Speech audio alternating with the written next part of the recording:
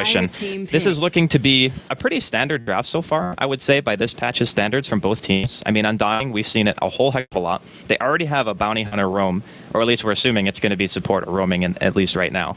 And then Undying for the off lane. And we haven't seen what Archon are going to do for their safe lane, but they have ample time to prepare. Like right now, there's not going to be any Seeker. There's not going to be any Spirit Breaker. Whatever hero, if they want to do a dual offlane with an Undying, that means that they would have to put Gyrocopter solo at this point. So you can basically just deduce that right now, MVP are probably going to have a solo offlane, which means Team Archon's safe lane shouldn't be too pressured from the looks of things. Yeah, and of course, picking up the Jar and the Undying, the fact that they're getting that combo, I can imagine a lot of other drafts, especially that involve CIS teams, you're not going to be getting that Undying at this stage. It would have been banned out a long, long time ago. But the fact that they've got both these heroes and they've got this bounty, it's going to mean when it gets to the mid-game, if they can get that Tombstone down, you're looking at Archon's lineup so far, I mean, there are only 2 heroes in, but these guys, I mean, even the Scarrath, he is ranged, but they're not the best for taking out the Tombstone. So Phoenix are going to have this potential with the track gold to essentially create a lot of chaos that is going to allow them to excel into the latter portions of the game if Archon aren't able to crush the early stages. And of course, with a hero like Tusk, that's probably going to be what they're looking to do. I believe with the current picks that Archon have right now, they're looking to shut down the lanes. Yeah. Like for sure. If this is Skywrath support, which we haven't seen any other Skywrath for a very, very long time. Like before even, I think, like TI5 is when people were running mid Skywrath. But they obviously nerfed Mystic Flare a few times. I think they nerfed it twice. So it went from 1.8 second duration to 2.2 to 2.4. So now the hero just isn't really seen as a core. But as a zoning hero, and for going for a kill, you have Concussive, and then you Silence, and then you have Arctic Burn on top of that, and whatever safe lane hero, obviously the Archon pick. That's a very potent kill combination, even for an Undying.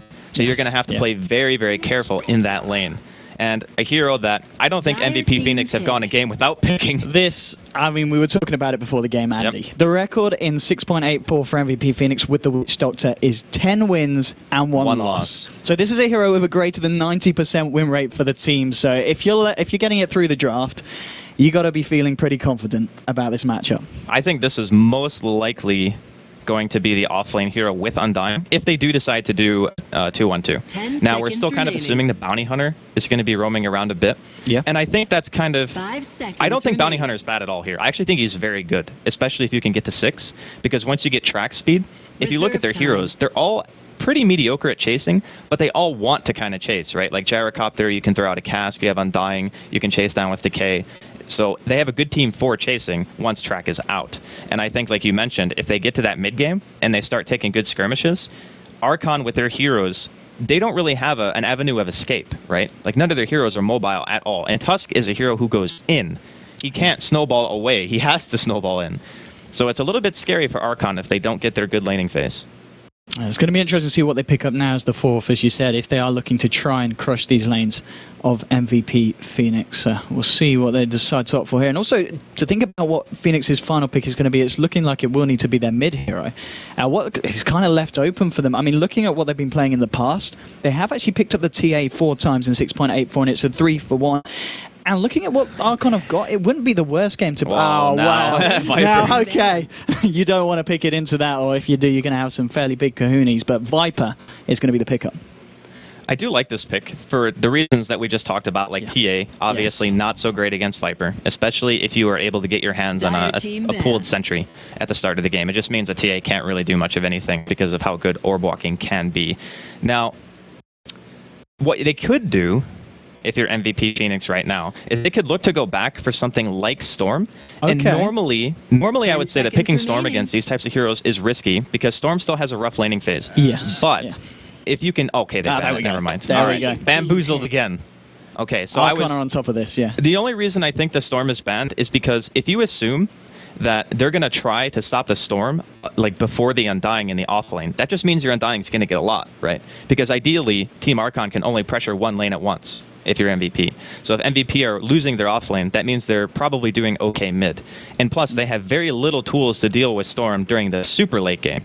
So once he gets like a BAB, for example, then they only have Curse, and then they have Tuskar Punch, which you don't really want to have to do both of those on a BKB hero. But of course, Archon, they're ahead of us a little bit here. They took it out. Reserve time. I'm trying to... What do you go for here for this final pick for Phoenix? It's a little bit rough. I mean, if they're comfortable with TA, you could probably still get away with it. But it's going to be a very, very difficult matchup with the Viper, especially considering like during the mid you're also going to have Winter Wyvern, Arctic Burn eats the refraction as well. Like it's. What I know it's not great against the Scarif, but there are a few heroes that aren't going to be. But what about the Puck? Puck's actually not bad. Puck can avoid a lot of incoming damage here. The only problem with him is that during teamfights, if he gets silenced, it's a PA. Okay, so they're gonna guess that one. They're gonna get a little bit of a lane switch here, I think. Okay. So I'm assuming it's either gonna be one of two things. It's gonna be a dual lane mid, or the PA is gonna go mid, or it's gonna be gyro mid. Like those are pretty much the choices that MVP have right now. Yeah, so I mean, so why the PA in this situation? PA is really good against Team Archon as soon as BKB is out, because their heroes actually have almost no physical damage output, and the one hero that doesn't want to transition into MKB. Now, he can go for Silver Edge, right? But that's going to have to be his item, because otherwise, Evasion decimates Team Archon right now. Like, what right-click do they have? They have Viper and Tusk, but that's not going to be enough to kill a PA. I mean, an LC. Oh, this is welcome to TI 2015, ladies and gentlemen. We're having a bit of a fun here, fun time. Korok, Legion's going to be the final call. Again, well, you're still going to be get critted if you draw that the old PA. But what do we reckon?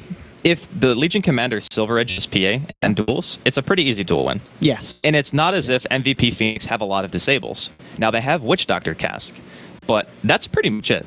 They're not going to really be able to stop the duel from Korok, at least in a way that would make him not be able to deal enough damage to kill, right? So then you're going to also have Winter Wyvern, who has great range. The Skywrath Legion Commander combo is something that we've actually seen quite a few times in the past, right? Like before the Flare nerfs. But because duel lasts a minimum of, I think, 4 seconds, maybe it's 4.5 at level 1, but you always get the full duration of the Flare, no matter what. So it just makes sure that you can utilize that ulti and make sure you get the kills. And against a hero like PA, who has pretty low strength prior to BKB, combo is going to kill him every time. I think that was something that I was going to point on as well. We're talking about the fact that they crushed the early laning stage, and we're going to see March heading straight out here to the top lane to get some water now into the dire jungle. But as you said, if they're able to crush the lanes, you know, Archon are able to get to a point where they're doing really well. PA hasn't managed to get something like a BKB online. They're going to be able to potentially continue to snowball the game, and that was quite literally as well with the Tusk being picked up as well. And Archon are actually going to go for a straight 5-man smoke up here from the base. They knew that the Undying was going to want to get this warding out, and thanks to the TP, in fact, from March, he's been able to do that without being discovered at all if he heads straight back to get the block off. So, all in all, very nice play there from the Undying, getting that vision out straight away. Yeah. Is he God. Is he actually going to run right into him? If he gets snowballed, he's dead. He's so dead. Oh, God. The Undying, he's been spotted out. They're going to skill Ice Shards first to block him in the tree line. Going to get a very nice 4-man to off, but it's not going to be enough. She's going to fall. So that's the first blood. They're going to Fogs on the Skywrath Mage. And why did he have to walk that way, Andy? Well, the smoke pathing that they took is pretty bizarre, right? Like, they walked across the river, they walked behind, they were going to go, like, for a dive behind the tier 1. He might have assumed that they were just either going for the rune or maybe even going for some kind of aggressive smoke. I guess the rest of the team didn't see him. The safer play, obviously, is to sit by the tower or just sit in the side of the woods. But, of course, hindsight's 2020. Yes. Begins. Yeah, I mean, also, I want to mention, talking about the Legion Commander, Febby coming up the lane, he's going to bump into the SS and start getting the scout. We'll see how much Febby wants to try and prioritize the courier. I mean, they're going to know he's there. They've just spotted it out, so they're not going to send the courier out. He's actually just walked into tower range. Okay. They certainly know the bounty's there, so the courier's pretty much safe found, and it looks like Fog may even hang around there to be to help out the Viper if he needs anything delivered. Now he's going to play it safe, and Febby heading towards the mid lane, maybe seeing if he can get a bit of harassment down onto Ush.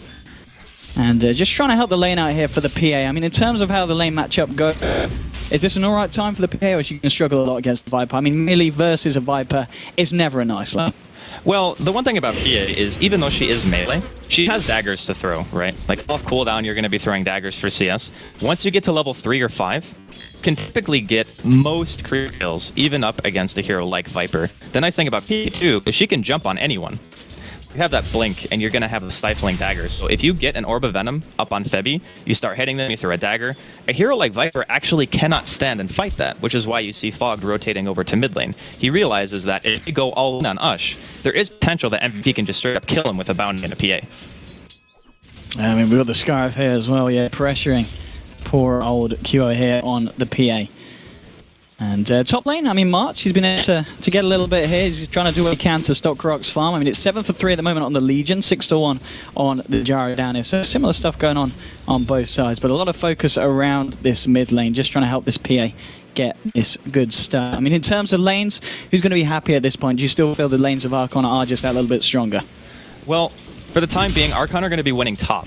Mid is pretty much 50-50, and I'd say if you're PA in this game, trading even is a win.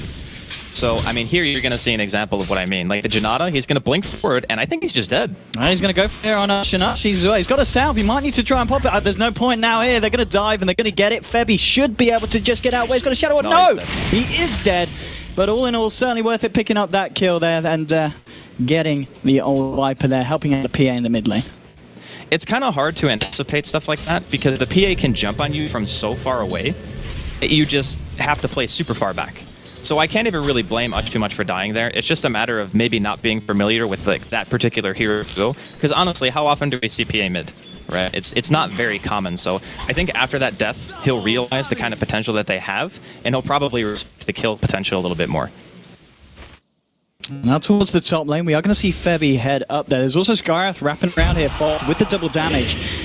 You're going to need to be a little bit careful of March. He's got the Tombstone available if they want to try and kick it off with Febby getting the hits in, and he's going to drop it straight away. But with the Skyrath wrapping round, March getting low. He's got to decay in a couple of seconds. He's pumped. They're going to keep Chell alive as he bottom breaks himself, stopping Febby from being able to find the kill. Febby turning all the way down the Skyrath, and the creeps actually bring down the Wyvern. Krok, the Tomb is going to be enough. They lose the Legion as well. It ends up being a 3 for 2. What a mess of a fight. And, well, if you're not able to take down the Tombstone quick enough, that's what it's going to do in those kind of engagements. The one downside of that engagement for MVP is both their heroes were dead by the time the first hero of Archon died.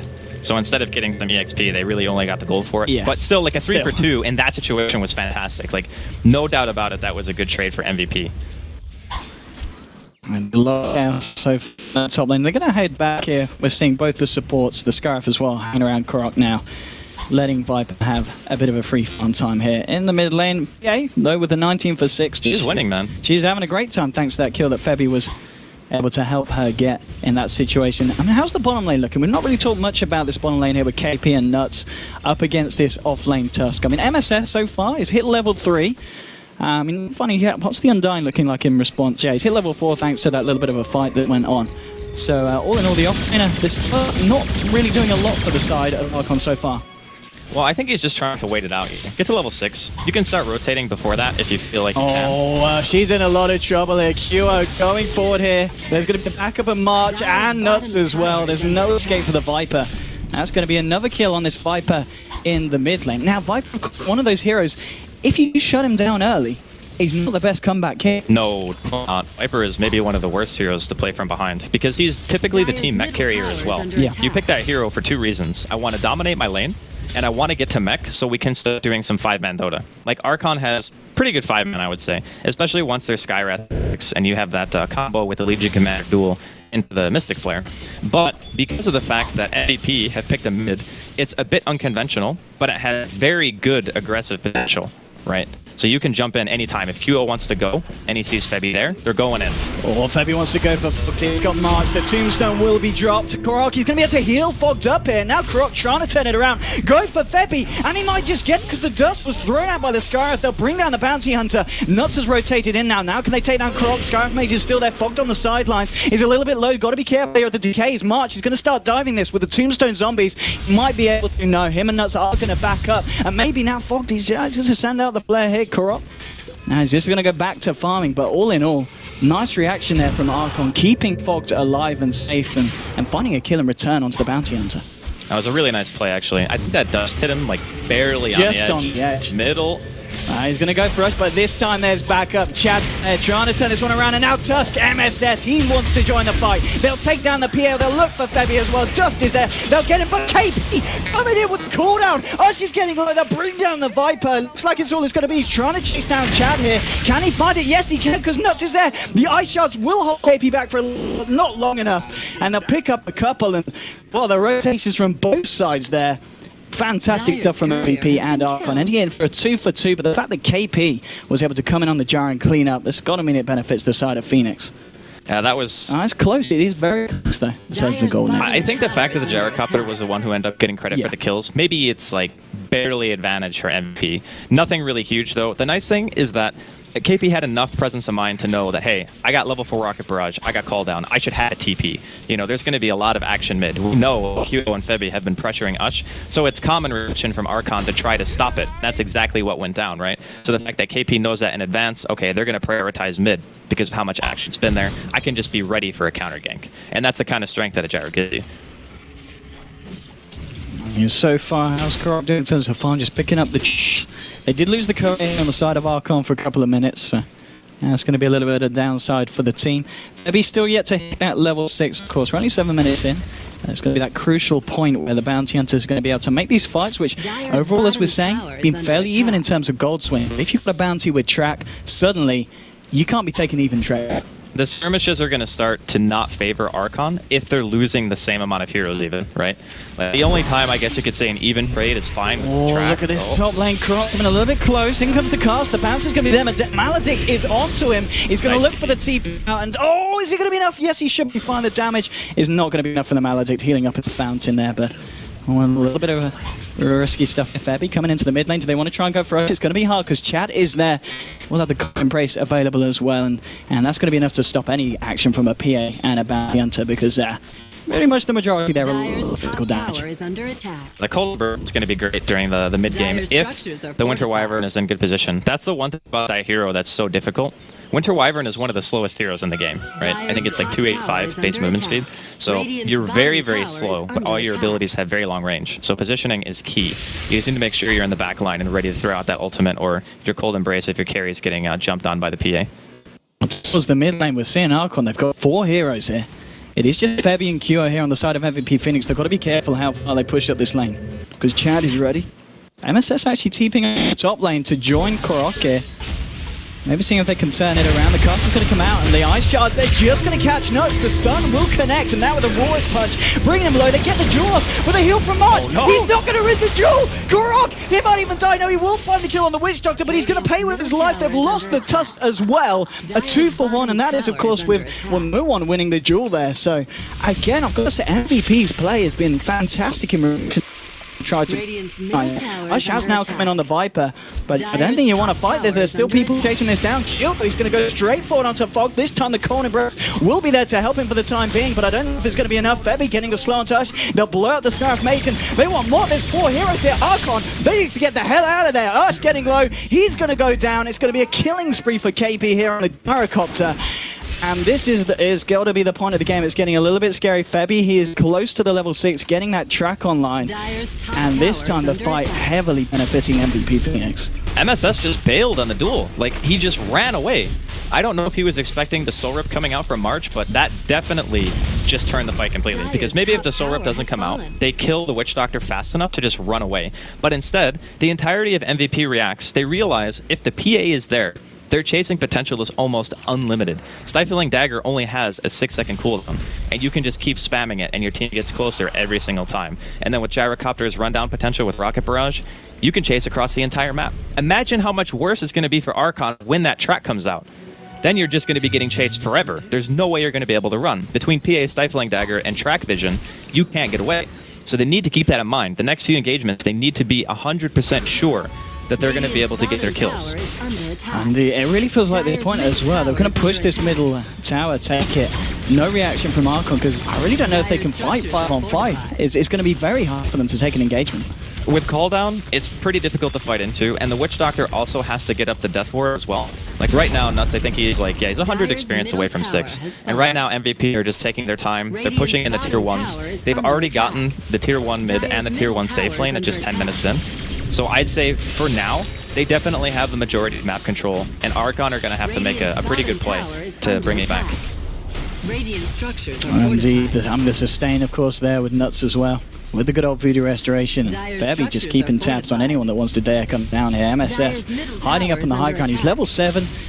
Brown Boots, 900 gold. Didn't really find a lot from that offlane. We're only 11 minutes in. I mean, this certainly is MVP sticking to the game plan. You can tell that when they pick this draft, this is the kind of play style they wanted to go for. Well, if you look at the way that Archon are showing right now, I mean, they're going to be forced back as the majority of MVP are now making their way towards their own bottom tier 1. But Korok was showing in lane that entire time, and they saw MSS TP back. So they knew they could push to tier 2 because not everyone was there. And Febby, he is almost going to get caught here. They double sentry as well. That's unfortunate indeed, and it's unfortunately going to be to waste there. Sentries have been popped down quite a lot. The warding's not been too bad here from Archon. They've got a fair bit of vision of the Radiant jungle, but I guess it doesn't really matter when they're in their own jungle and they're pressuring the lanes, which is exactly what MVP are doing here. Zoning back the side of Archon, creating the space to take yet another tower. And they may even look to just continue here for the tier 2 on the spot line. I wouldn't be surprised. The one thing they need to be wary of, though, if you're MVP, is Bogged is now 6.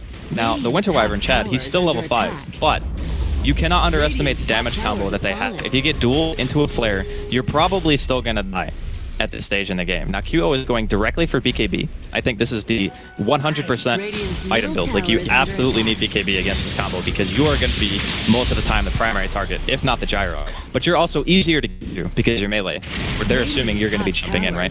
So I love the fact that QO is going to build. And the other thing, too, for Archon, Chad. QO going straight. Hey, Chad. Oh, he had enough for the corner in praise, but he doesn't get out now with the corner and the death ward. Korok's going to fly down there to a crit from the dagger, and now Usher's in trouble as well. This initiation range they've got potential with the track and the dagger from PA. You just cannot come near this lineup because you're just going to die. They're getting punished so hard every single time. They're even a little bit out of position. Like, Chad wasn't even on the high ground behind the tier 2. He was just standing there, waiting it out. There was a ward that got him spotted. He got jumped on. And they saw that he had no mana. QO's like, he's got enough mana for maybe one spell, right? And then he's dead. And plus, he's still not level 6. It's 13 minutes in. He still needs 200 experience. I just look, we've got to get the net worth up on this one. A 7.3k net worth on your Jar. Yep. Is he just bought it? I was going to say, he's got enough. With 13 minutes in, he's got a BKB completely on top of the phase boots and Aquila. How do you fight this man? I'm kind of wondering that myself. I'm looking at this, and I'm looking at Archon's team. Now, their transition into mid-game is hoping that Korok can kind of snowball off of dual wins because of the Skywrath, right? And that's their game plan. Like, okay, we get our Legion Commander really farmed. He does all our physical damage for us. Our Viper is our mech carrier, but it's 14 minutes in, and this Viper doesn't even have half of his mech. Okay, he actually has more, but the real problem that Archon are running into is their heroes have the timing that they still have not hit. And these heroes are not good late bloomers. We talked about Viper and his not really good from playing from behind and Legion Commander needing to snowball. None of those things are happening right now. So their last defense is hoping, for whatever reason, that MVP tried to push high ground maybe a little bit too early when your Winter Wyvern now finally has that curse available. That is kind of the game-changing ability right now, is that curse maybe into like a Mystic Flare or a duel into a Mystic Flare. And this is a very nice bit of warning here, of course, from Phoenix. They can see exactly this from MSS and Chad coming in. And it's going to be, it just feels very hard for the side of Archon to do much at the moment. Let's have a look at the graph, in fact. What kind of differences are we seeing? XP not so much, because we've seen he's been continuing to farm here to keep pace up, but it's the net worth that really shows. Coming up to 10k, 14 minutes in, thanks to these towers and the kills that they've managed to find. And now the track kills as well. We saw a couple in that fight down there early on. Korok's got up to 2.1k gold. I mean, the question is, does he still go for a Blink Dagger? At this point, the Blink Initiation isn't going to do that much for you. You need to think about building something that's going to help you sustain like a BKB. I think Blink might be one of the only options just because how else are they going to be able to catch anyone? Like, how do you start the fight? But there always is a 5. How do you jump into that? But this is, when you have to ask these questions, that's when you start to say to yourself, they're just so far behind. Because it's not just one item that's going to win it for you, right? You need like minimum 2 or 3. And it's 15 minutes in and you don't have an outer tier tower left. Like, your map control is just gone. And MVP have also placed aggressive wards inside of the woods of Archon as well. And they can still go back and try to do Roshan. Now, if Archon aren't defending at tier 2, there's no way they're going to fight Rosh. They just realize how far behind they actually are, and MSS is going to get caught here. The missile's coming through as well. He's going to have the snowball here to maybe try and do something in response, but you're not killing anyone. That's to deal with the Voodoo Restoration. He's going to get the Walrus Punch onto QI. Now with the Winter's Curse, trying to do this, but he just takes no damage. A couple of slaps to the man, but they've already got the Voodoo Restoration, so the physical damage that Chavs are trying to turn on themselves isn't doing anything. He's going to get caught and brace himself, but there's There's the rocket barrage, there's the cooldown. Your cold embrace isn't going to help you against that magical damage. They lose 2 heroes on Archon. They can't do anything against the lineup of MVP. And it's starting to look a little bit one-sided there and there. They know their timing so well. MVP had a perfect idea throughout this entire game of what to get away with at what in time. Like, every hero top to save a Witch Doctor because they know, I mean, the Witch Doctor still died. They got the tower, and they know that they can just chase forever. And Archon, the fact that they put that Viper mid, like, sure, he's got a lot of CS, but the pit is a much bigger problem right now than the Viper, if you look at each hero respectively. His QO is BKB now. He can just jump on whoever the hell he wants. They don't have a Silver Edge. They don't have any way of bypassing evasion. I mean, this is the player. Desperation play. Okay.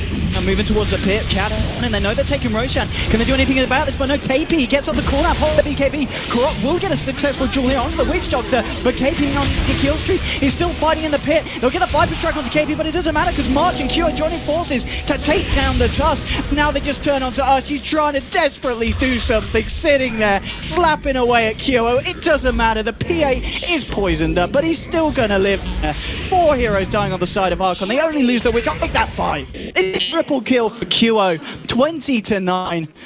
What are you going to do as Archon at this point? This really couldn't get any worse for the side. I think they had Winter's Curse for that. It could have been a little bit different because Chad goes in. He buys himself a little bit of time by casting the Cold Embrace himself to try to go for an Aegis steal, but KP was just top of it. Like, he got it immediately, and I'm pretty sure Chad might have even died before the gyrocopter went down anyway, so yeah. I understand why you fight that as Archon, because you're looking at it in the sense that if we can't win a fight and try to get something big back, then there's like very little chance we're going to be able to get map control any other way. Like, we have to fight at Roshan because that's our best odds out fighting at a tier 3. The only problem is the fight was pretty catastrophic. Like, they didn't kill anyone. At the least. They got the Aegis, but that's not like a 5-man wipe for an Aegis when you're already behind. It's not a worthwhile trade. There we go. They are coming into the jungle. Oh, they're going to try and kick anything off. Febby scouting this out. We're going to note that Febby, 18 minutes in, he's got Guardian moves complete. They're just blinking away now as well. They really don't. They're terrified of QO. I think he just wants to go. So. Yep. He's just going to jump straight in, going on to Fog Tier. And with the Ice Shards, they're creating that physical. And now QO's just going to chase it down. The War's Punch that will, of course, go from the community. Doesn't matter. QO finds the Scar. He's going to look for Korok. They're jumping for. They're going to have the Cold Embrace. But again, the damage is just too much. They're with the Magicals flying through. Everyone's been stuck on. They're trying to get themselves back to the base. Q are held in place, in fact, by the Winter's Curse. Maybe they can get the Soul Rip. And he blinks away. No one dying on the side of MVP. Archon, they're 2 heroes down. And Walrus punching zombie out of frustration there, MSS, because at this point, I think your options are incredibly limited. Your options are try to defend your high ground. Yeah. Those are your options. You're not going to be smoking if MVP is right outside of your base. So you have to stay here, you have to wait for MVP to maybe overextend. The crazy part about QO right now is that a lot of PAs max their evasion, but QO, realizing how far ahead they actually are, has just max blink. Like, he just wants the most chase potential that he can get, realizing that that track gold is going to put his team incredibly far ahead. Now, Archon showing right now, they do have very good spam.